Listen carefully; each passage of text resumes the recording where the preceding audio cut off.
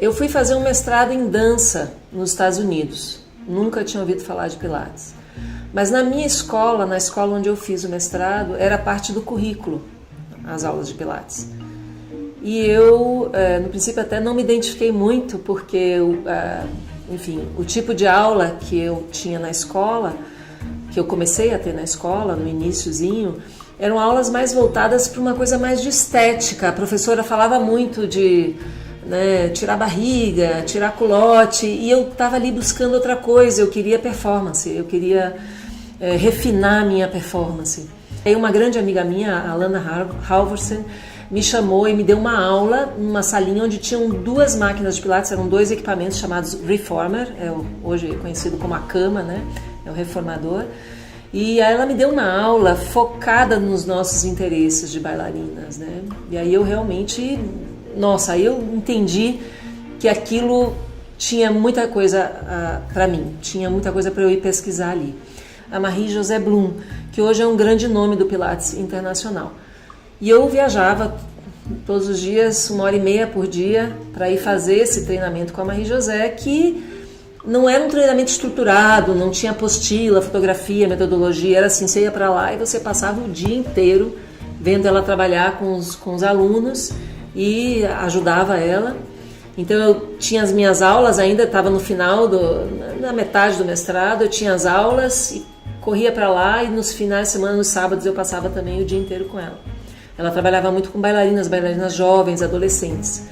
E os pais iam levar e ficavam por ali, e eu acabei começando a dar aula para eles, e ela viu que eu tinha um talento para ensinar pessoas com dificuldades de movimento. Porque eu sempre tive um corpo muito difícil para dança.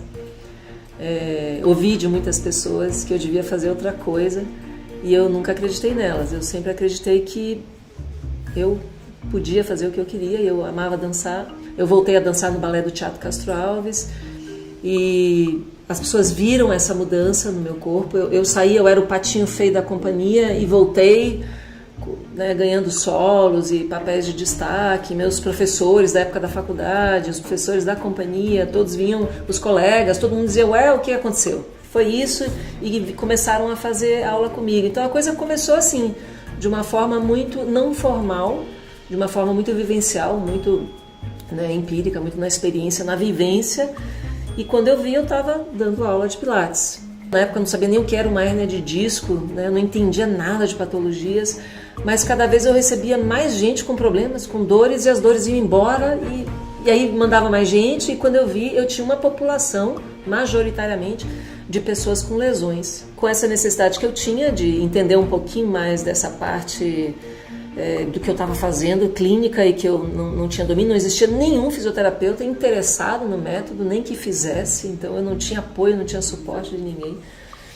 Aí eu convidei a Elizabeth Larkham, 15 dias antes da data da vinda dela, ela me disse que não poderia vir por problemas particulares, e que ela ia enviar o sócio dela, o Brent Anderson, que era fisioterapeuta. E eu, a princípio, fiquei bastante incomodada, porque o nome que eu conhecia era o dela. Mas depois que ele veio e que eu o conheci, eu entendi que foi realmente uma dessas coisas que acontece, os mistérios da vida que a gente não explica, mas que realmente era quem tinha a me oferecer mais do que o que eu precisava, do que eu não tinha, que era eu vindo da área de dança e ele dessa área mais científica, mais clínica. Nos Estados Unidos, o modelo de aulas era muito caro para a gente, principalmente bailarino, duro, pobre. Lá se cobrava assim $50 uma hora de aula. E no Brasil isso não era uma realidade. Aqui o máximo que eu conseguia cobrar nisso, eu cobrava até em dólar, eram $5. E os amigos bailarinos faziam um esforço enorme para pagar isso.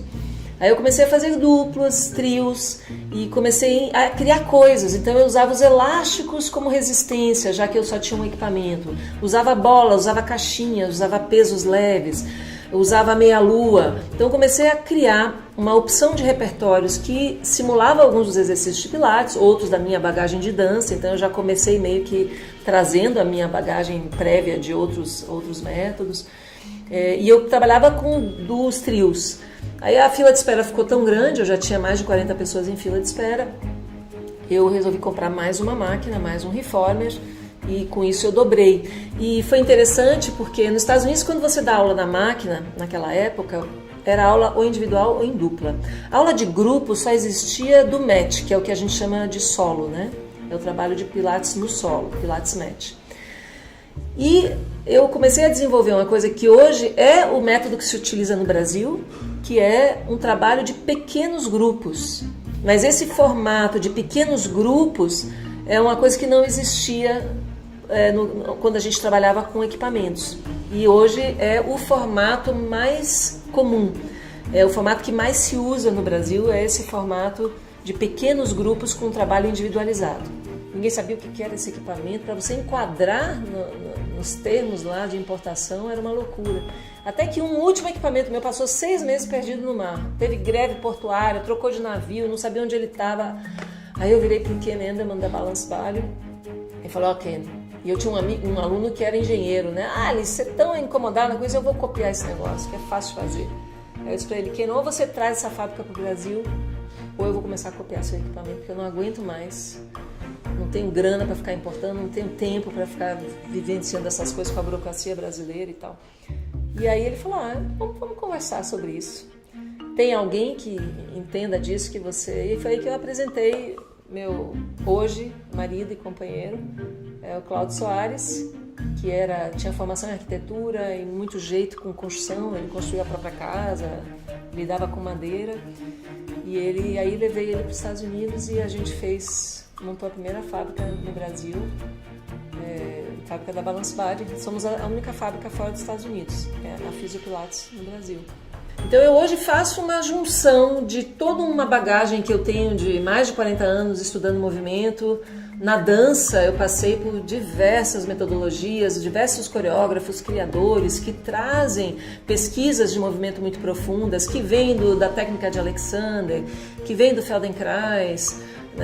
Enfim, a dança sempre foi um ambiente que buscou muito a pesquisa dos métodos alternativos de movimento, né?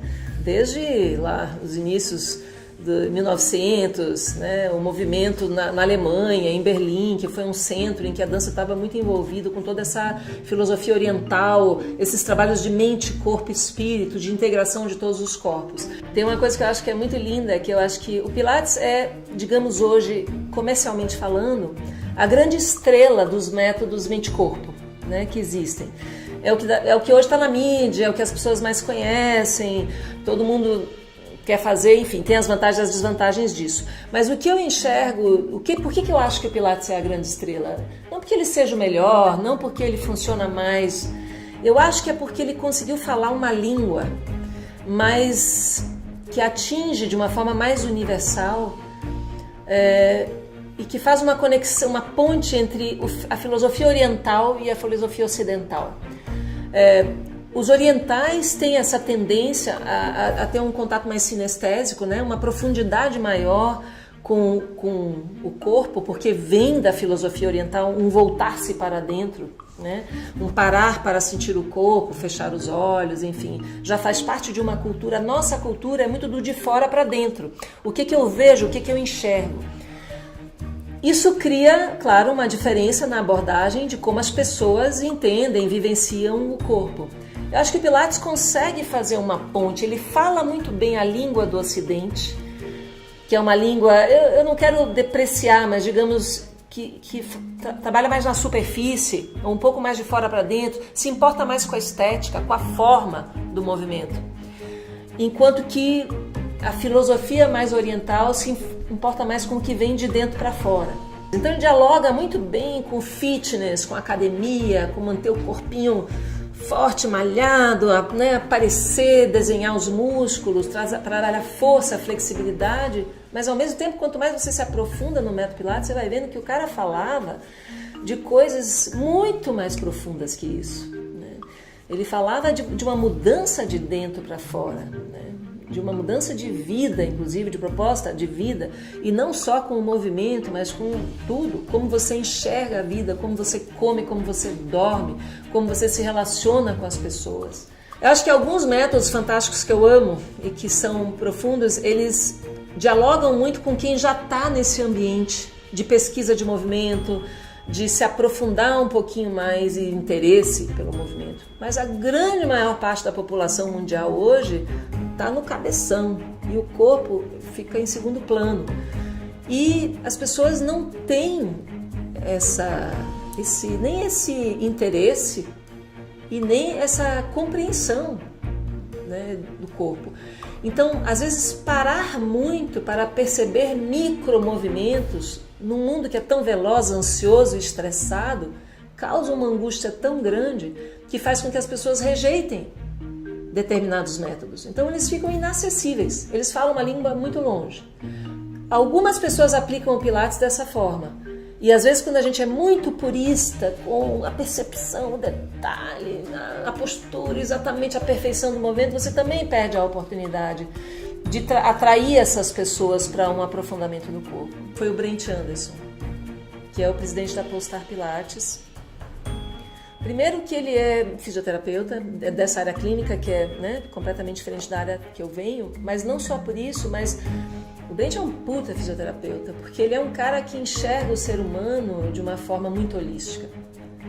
Ele, quando ele trata com a energia das mãos, não só com a intervenção da osteopatia, que ele domina muito bem, nem liberação miofascial, não. Ele, quando ele toca em alguém, ele toca com muito mais do que isso, né? Ele traz uma força superior, ele se conecta, ele inclusive tem uma crença espiritual muito forte. Entender de um homem que vem da ciência que isso é ciência, então assim, não só o meu lado alternativo, paz e amor e tal, mas trazer isso para um campo oficial, digamos, né, dentro do que a gente entende no mundo nosso ocidental, do que vale, o que não vale, o que está provado pela ciência, o que não está, foi muito, muito importante, acho que foi muito fortalecedor, deu muito suporte para o que eu realmente acredito como valor de vida, em primeiro lugar. Quando ele chegou e que começou a trabalhar, só deslumbramento, um mundo que se abria, né, de novos conhecimentos que eu nunca imaginei existirem. Também assim, ele veio e passou 10 dias, então foram 10 dias intensivos, a gente se largava no chão, chegava no final do dia, ninguém tinha mais cérebro, né, para nada. Então foi muito, muito intenso, muito exaustivo. Depois a gente dividiu, hoje a metodologia mudou bastante, né? A gente divide em módulos, com intervalos de tempo grandes, de um mês e meio, 2, para que as pessoas possam praticar tudo aquilo que viram, fazer as aulas que precisam para poder absorver e entender no corpo aquele material que é dado de forma tão intensa. Mas a gente fez em 10 dias, foi uma loucura. Esse foi um grande desafio. E assim, todas da área de dança, todo mundo duro, sem grana, a gente se cotizou, a gente rachou, né? Na época, eu me lembro que eu organizava os cursos com fax. Eu tinha um fax e um telefone. E depois, eu tive em 85, eu tive um computadorzinho, um PC bem carroça velha, que me ajudava também nas comunicações por e-mail. Mas a coisa era assim, bem rústica, né? Bem roots. Aí a coisa foi espalhando e quando eu trouxe a Polestar em 98, aí realmente ele deu uma explodida assim, porque a gente entrou no meio clínico, que hoje é assim, eu acho que 90% da clientela de Pilates, de professores de Pilates no Brasil, são da área de fisioterapia. Depois vem um pouquinho de educador físico e bailarinos e professores de yoga, né? Mas a maioria é de fisioterapeutas hoje em dia. Quando eu treinei com a Marie-José Blum, eu me lembro que ela olhava, né, vendo ela dar aula, ela dizia, tá vendo? A pelvis do fulano agora mexeu e fez não sei o que lá. E eu não via nada. Aquilo ia me dando angústia, estava chegando a hora de eu ir embora. E eu sabia que eu ia ficar sozinha para fazer aquele trabalho sem o olhar dela externo. E eu não enxergava aquilo. E isso vem depois, confia que vem. Dá aquele desespero, você parece que não está enxergando nada, mas é a experiência, é a prática, é o tempo de ver e rever um corpo, outro, que vai te dando um refinamento dessa percepção. Porque o olhar do bailarino está muito voltado para um movimento harmonioso, um movimento fluido. E o olhar do profissional da área clínica para o movimento patológico, para a disfunção. Então eles têm um olho direcionado para isso. E isso foi um desafio, uma dificuldade, assim, para mim grande, que até hoje eu trabalho, né? Nunca entendi tanto meus alunos como depois do parto. Porque quando você ia buscar aquele corpo que você conhecia e entendia, que respondia, e de repente aquele corpo não respondia mais nada. Cadê o controle do centro? Cadê o eixo? Cadê a postura?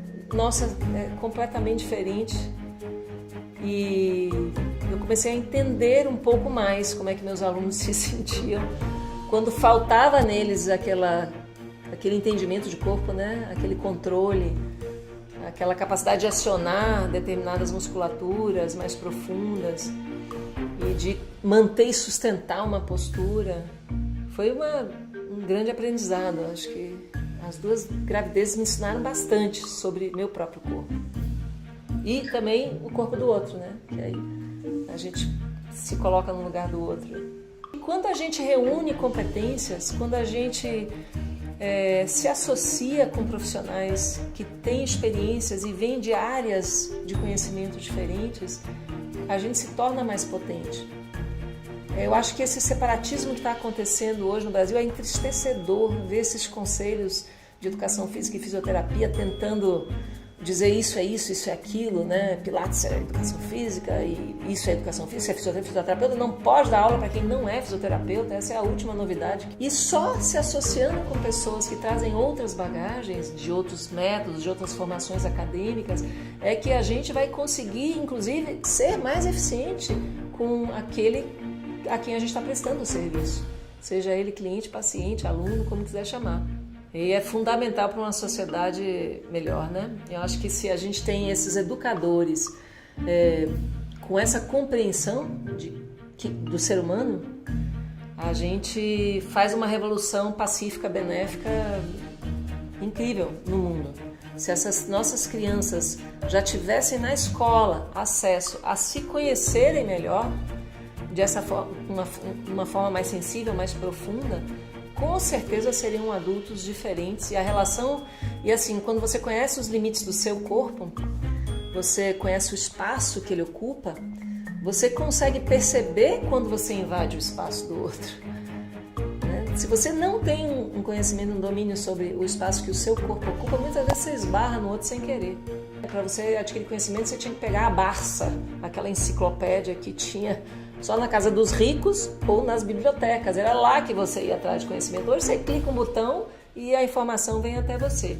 Isso muda completamente tudo. A cultura, a forma das pessoas entenderem tudo. Então elas querem estar prontas hoje, elas não querem esperar 1 ano e meio, 2 anos, o corpo mudar, a matéria mover, né? Porque os ossos, os músculos, eles levam um tempo para assimilarem esse conhecimento, né? A grande dificuldade é econômica. Como é que eu mantenho qualidade? Como é que eu ensino movimento com pessoas que não estão tão interessadas em se moverem? Como é que eu transformo corpos que querem que aperte um botão e a transformação aconteça de forma imediata? Tudo isso são coisas e a gente precisa realmente aprender, porque é isso que hoje funciona no mercado. E esses corpos não estão preparados desde crianças, né? A gente vê as crianças completamente sem tônus, sem propriocepção, sem interesse, preguiçosas, confinadas. Então tudo isso vai mudando mesmo, a competência delas, a capacidade, a resistência, o interesse pelo movimento, essa separação do homem-bicho, né? A gente tá faltando viver um pouco mais no chakra básico, sabe? Conectar com a terra, pé descalço, baixar. Eu acho que tá faltando a gente tá muito no virtual, né? E eu sinto que isso é a grande dificuldade. Assim, a gente trabalha com o movimento e o corpo. O corpo é lento, em comparação com a tecnologia, com o mundo digital. O corpo, esse corpo real, esse corpo músculo-esquelético, até ele leva um tempo para ele entender. Ele entende aqui, depois para passar daqui para cá. É prática, tem que malhar, tem que fazer. E acho que a gente vive num mundo que explora o medo. É de interesse da classe econômica dominante, da grande indústria, do dinheiro, que a maioria do povo tenha medo. Porque o medo faz escravos. O medo reprime, oprime, abafa, tira, cria muitas coraças, eu acho.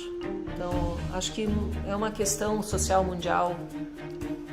E isso que eu estava falando antes também, assim, a nossa relação com o ser humano bicho, com o homem bicho, a gente esquece que a gente é bicho. E esse distanciamento do ser humano bicho cria muitas coraças também. Esse ser intelectual, né, faz com que a gente seja, na verdade, muito duro com o corpo da gente. Essa ditadura de uma estética padronizada que a gente vive hoje mundialmente é uma das maiores crueldades com as pessoas, com os seres humanos. Ela é extremamente cruel, é malvada, é perversa. E a gente precisa realmente estar falando disso, estar discutindo isso, estar trazendo isso à tona e lutar contra isso. Os corpos são lindos. Com o nosso trabalho, a nossa função é despertar no outro a consciência sobre isso, sobre a beleza que o corpo é, que o movimento tem e que cada um tem com o que tem. Com a sua cara torta, com a sua bunda chula, com sua falta de peito ou excesso dele,